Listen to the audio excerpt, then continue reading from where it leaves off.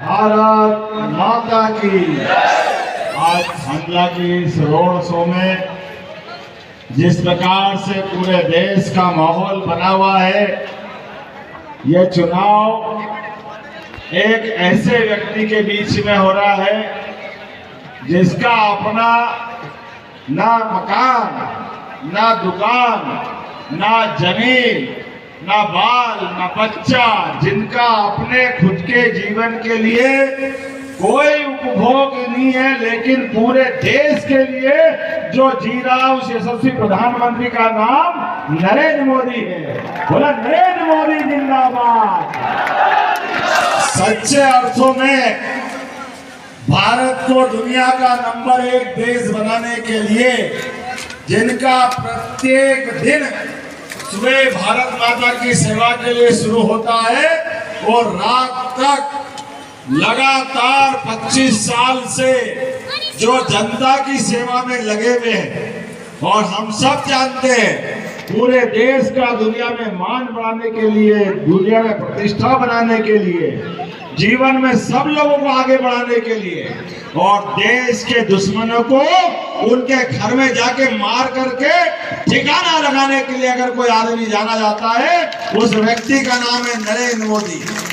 एक तरफ हम सब जानते हैं आज थांदला ये अपना नया बदलते दौर का संकल्प ले रहा है, और क्या थांदला, क्या पूरा देश, मध्य प्रदेश सहित मध्य प्रदेश की पूरी 29 लोकसभा, कल तीसरे चरण का वोट भी डल चुका है।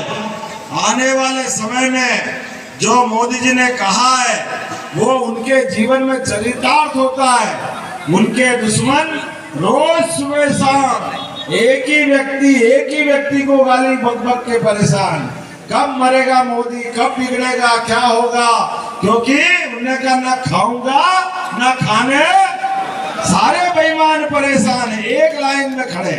ये सारे गरीब लोगों की आशा अपेक्षा के आधार पर जिनने सदैव अपना जीवन देश सेवा के लिए लगाया।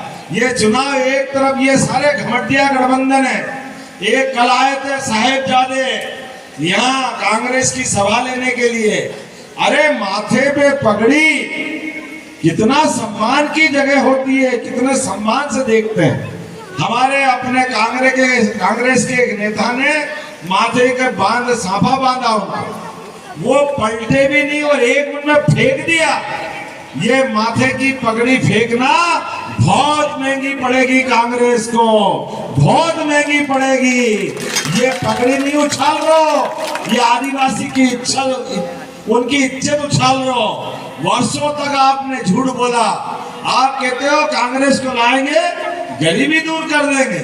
मित्रों, कांग्रेस ने, सोनिया जी ने 10 साल तक सरकार चलाई पीछे से, गरीबी दूर नहीं हुई। 5 साल उनके पापा ने सरकार चलाई, उनसे भी दूर नहीं हुई। 18 साल उनकी दादी ने सरकार चलाई, सब मिला के 60 साल कांग्रेस ने सरकार चलाई, लेकिन गरीबी दूर नहीं हुई।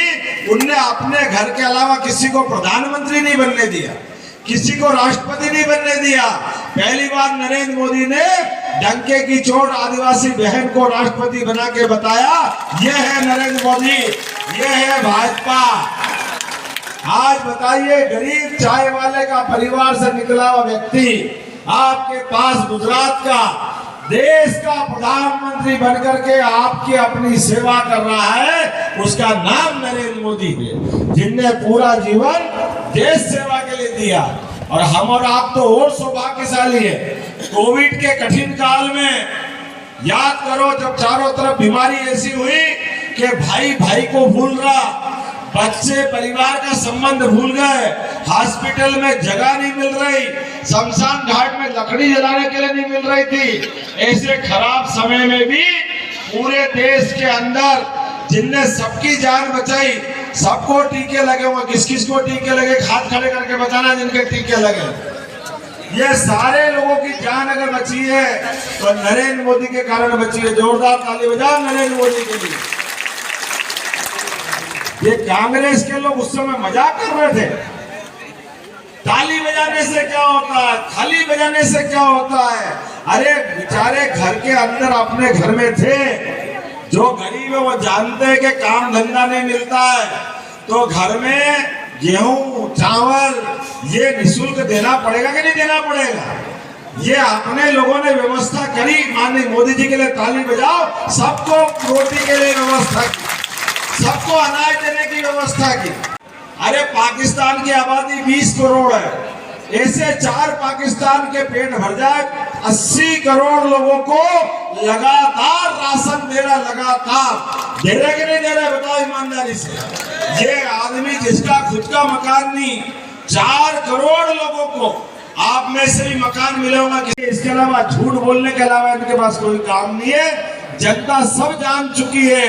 एक तरफ ये सारे घमंड वाले लोग, हमको मालूम है राजा राम के समय में भी घमंड से, घमंड का, रावण का घमंड इतना बढ़ गया कि किसी को कुछ समझता ही नहीं था। भगवान राम की श्रीमती माता सीता को लेके चला गया। ये घमंड का ही चक्कर है। ये अपने घमंडिया लोग फिर सामने आ रहा है। भगवान राम का जैसे युद्ध हुआ, लगातार युद्ध में रावण का एक मुंडी कटे फिर निकल जाए, फिर जुड़ जाए। घमंडिया लोगों का ऐसे ही रहता है। एक मुंह से बोलते नहीं, 10-10 मुंह से बोलते घमंडिया। इनकी जीवान का ही ठिकाना नहीं रहता है। लेकिन ऐसे आदमी को मारने के लिए राम रावण का युद्ध हुआ आमने सामने का। भगवान राम लगातार तीर पे तीर चलाए जा रहे। एक समझदार था पास में ने कहा, भगवान ये रावण ऐसे नहीं मरेगा। बोले कैसे मरेगा? बोले इसकी गर्दन पे तीर मत मारो, इसकी नाभि में तीर मारो, डूठी में तीर लगेगा, रावण धराम हो जाएगा। ऐसे कांग्रेस के लिए कांग्रेसी यूं नहीं मरेंगे। इधर कमल का फूल का बटन दबाओ, अपने आप धराम हो जाएंगे इनकी डूठी। केवल कमल के फूल के बटन के साथ इधर आपने नरेंद्र मोदी को जिताया, ये सारे घमंडिया अपने आप धराम हो जाएंगे। तो हम सब तैयार हैं, नरेंद्र मोदी जी को जिताने के लिए तैयार है। ये हमारी बहन अनीता नागर सिंह चौहान को जिताने के लिए तैयार है। ये फैले हुए कीचड़ में ये कमल का फूल खिलाने के लिए, देश को गरीब का बेटा फिर एक बार प्रधानमंत्री बना करके दुनिया के अंदर भारत का मान बढ़ाने के लिए, दुनिया के अंदर भारत के लोगों की कीर्ति पताका फहराने के लिए, हर गरीब आदमी को मुस्कुराने के लिए, जैसे अयोध्या में राम जी मुस्कुरा रहा है, मुस्कुरा रहा है कि नहीं मुस्कुरा रहा है? जय जय सिया राम। सबरी के बेर खा करके जिनने आदिवासियों का मान बढ़ाया, सम्मान बढ़ाया, किसी आदिवासी के पास तीर धनुष रख दो और ऊपर से कपड़ा पहना दो, कंबल उड़ा दो, तो समझ जाओगे आदिवासी है। ऐसे भगवान राम की मूर्ति पर कोई एक अपन चादर डाल दो और पास में तीर धनुष रख दो, अपने आप समझ जाओ भगवान राम आए। भगवान अयोध्या छोड़ के आए, लेकिन आदिवासियों के बीच चित्रकूट में 11 साल रहे, 11 साल। बोला जय जय सिया राम। कांग्रेसियों ने उनके मंदिर बनाने में भी अड़ंगे लगाए। कहाँ के राम, किसने देखे, कैसे देखे? आज राम मुस्कुरा रहे, बाबा महाकाल उज्जैन में मुस्कुरा रहे। अब गोपाल कृष्ण का जमाना है। जो गाय पाले वो गोपाल है कि नहीं गोपाल, और जो कृष्ण को माने वो गोपाल कृष्ण। बोलो गोपाल कृष्ण भगवान की। हम सब संकल्प करें आने वाले समय में प्रचंड बहुमत के साथ एक बार फिर भाजपा को जिताएंगे। आज हमारे परिवार में माननीय दरबार का प्रवेश हो रहा है। ठाकुर साहब पूरी जोरदार अभिनंदन करो। हमारे बीच और बहुत सारे लोग भी आ रहे हैं। श्री पवन